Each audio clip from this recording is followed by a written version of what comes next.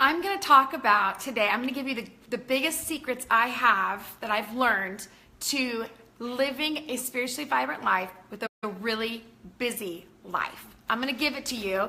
Now, I want you to know, I understand what it's like to have a busy life. I am a mom of 4 kids. I am a leader, and I have lived a very, very busy life. But initially, I didn't. Initially, I had a pretty easy life. And what I mean by that is, initially, it wasn't hard for me to find ways to, live for God. It wasn't hard for me to do that. But as I got going, it got really, really hard. And what I learned was hey, not all seasons are created equal. In fact, I remember being a mom, and in 5 years, I went from being a single woman to being a married woman to being a mom of 4 children, and my life was not working. I remember thinking, I want a spiritual life, but I don't know how to live one. I don't know how to invest in one. I'm investing in changing diapers. I'm investing in paying bills. I'm investing in trying to get a good night's sleep. I literally was thinking, I don't know how to have a spiritual life and a busy life. I don't have the tools for that. I've never lived that story. And now I'm not just living it. I'm dying in it. That's what my life looks like right now. And I remember there was a moment when I was, I was a mom of 3 boys at that point, and I just had my 4th, and I'm overcoming postpartum for the 4th time, and I'm on staff, and I'm buried in diapers, I'm buried in life, and I'm there has got to be an easier way to build a spiritual life than an hour quiet time in a perfect coffee shop with my perfect concordance, because that's just not going to happen, and I don't know how to do it. And I had such guilt and such feelings of, being a fraud, not knowing how to do it. And it wasn't until I began to learn a few areas in my life that I want to share with you today. I've never shared all of these areas on Facebook before. I've never given all these points. And for those of you that are tuning in right now, I'm going to give you a bonus tip that the other ones that I'm not going to actually share again on this broadcast. So I'm going to give you a bonus tip right now, and that is something I want to call automation. Automation. Now, this word, I understand, is a different kind of word when you think about spirituality and living with a heart that's alive and living as you were created to live. What does automation have to do with it? Well, I want to teach you something. This was very eye-opening for me and has been incredibly resourceful and an awakening in my own life. They did a study on the brain, and what they found with the brain is that your brain can only contain a certain amount of information. It's just impossible for it to hold any more than it already does. And so often what will happen is when we receive new information, all the information that's there, some of it has to fall off to hold the other ones. It's like a piece of paper where if you write something on it, you can only contain about 3 or 4 pages of information. And then when you learn new information, there's stuff that falls off. You ever had that moment in your life where you think, I knew that I know that, but I can't find it. That's because your frontal lobe carries all of your basic information, your kind of at-hand information, and the back part of your brain holds all your long-term information. And so your frontal lobe can only hold about 3 to 4 pages of information, and then everything else gets stored in your long-term memory. Now, this is important, because what happens is you can't actually grow your IQ. You can't actually grow even as much information as you want to hold on to. It's almost impossible for you to hold on to all of that. And so the only way to actually grow your capacity to learn more and to maybe hold on to more is something called automation. It's actually, as they studied the brain, they found that habits were the only way for your brain to hold on to more. Now, let me explain this to you. It's really simple. I'm not the first one to come up with this, but I want you to understand, how many of you, when you go to brush your teeth in the morning, no one is standing over you and saying, okay, put the toothpaste on your toothbrush and brush your teeth and make sure you spit it out. And no, I'm doing that to my 5-year-old, but my husband isn't sitting over me saying, now have you brushed your teeth? Let me watch you. Now this is what you want to do. No, it's all automated. It's all automatic because our brains go in automation. Now, they even did a study on people that lost their memory and they had amnesia. And what they found was that the people couldn't remember their story. They couldn't remember who they were married to, but they could remember how to brush their teeth. Why? Because they remembered the feeling of it, but they also had a habit of it, and it was in the back of their brain, and it allowed them to have long-term habits, allowed them to have long-term memory. So this is why is that important when it comes to spiritual life? Because there are certain things in your life you're never going to be able to have if you don't automate. Your life is not going to set it up for you. You're not going to have an ability to do it. It's just not possible. Automation is the only way to have a busy life to also grow in your spiritual life. So what does that look like? Well, for me, I realized that I had to automate my spiritual life. That meant that I was going to have to find windows in my day where I could build habits of a spiritual life without thinking about it.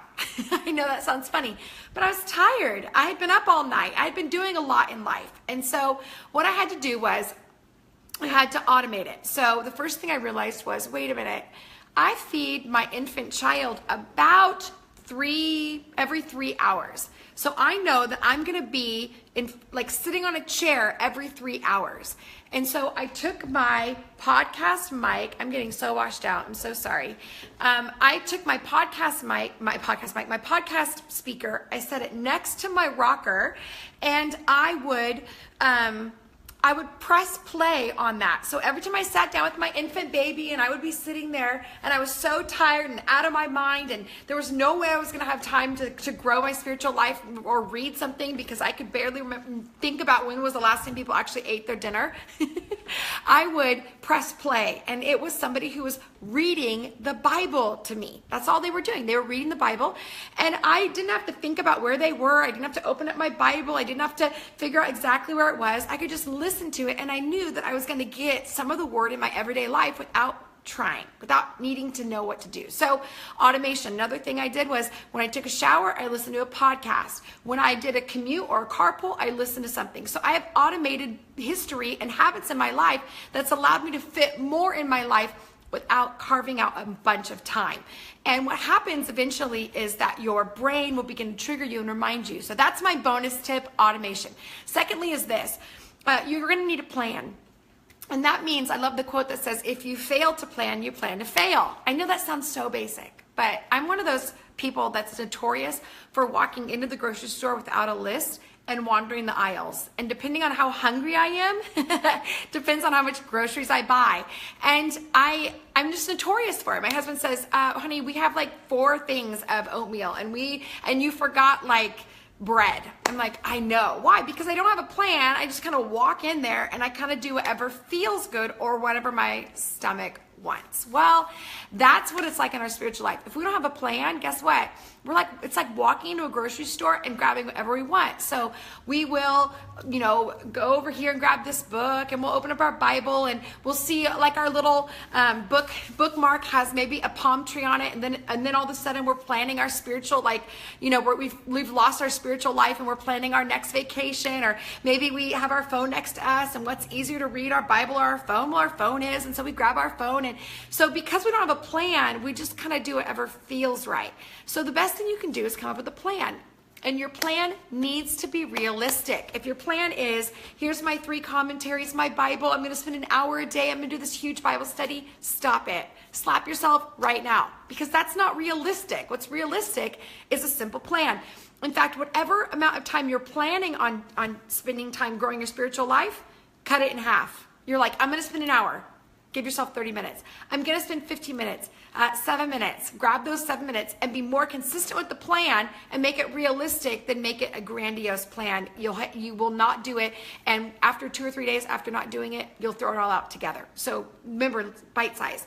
The second plan, or the second tip to growing your spiritual life in a busy life is, you need to realize, you need to know something. There are 2 types of people in this world, and one is an audible learner. They can listen and learn, but the other type is a visual learner. I had to learn early on. I'm a visual learner. I learn better when I can watch it take place, when it's hands-on, when I'm experiencing it.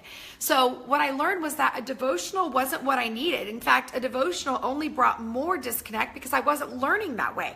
But what I did learn really well from is watching messages, online church. I learned really well when somebody was teaching me and I could see their facial expressions and I could watch them experience it. That was really eye-opening for me and inspiring and passionate.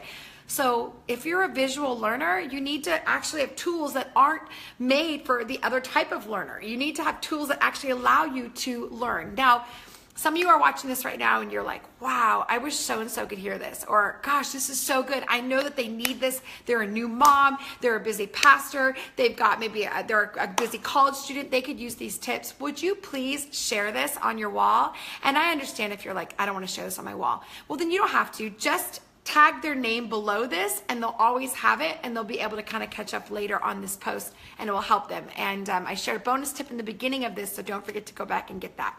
Okay, thirdly, my third thing is something called like the same time, same place. Now I get this, we kind of go, is it that big of a deal? It kind of is, because what happens is if you study or do the exact same spiritual growth pattern or plan in your life at the same time, same place every day, pretty soon your brain is going to trigger you that at 9 a.m. every morning when you grab your cup of coffee and your Bible, your brain is going to say, excuse me, you're missing something.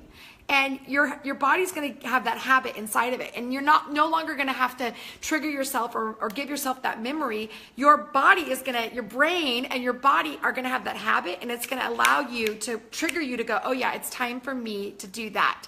So if it's at night you pray, every time you put on your diffuser with your oils, it reminds you with your lavender that it's time to pray. Well, that's every time you do that, it's going to trigger. So every time you put your diffuser on, it's going to trigger you to pray. Or you get in your car, and every time you drive this certain road, you're going to remember, oh, this is the moment when I listen to worship music and I spend some time with God. It's going to trigger you. And you want your body, your brain, your mind, your will, your emotions, all to work on your behalf and work with you. Okay, my last point is this, and that is you need to know your season. Now, if we were together and we were having coffee right now, I would grab your face. No, I wouldn't, but I'd want to. And I would want to say something to you. I hear this. Gosh, I hear this more times than I'd like to count. The emails and the posts that I get from all of you around the world, I hear this more often than anybody.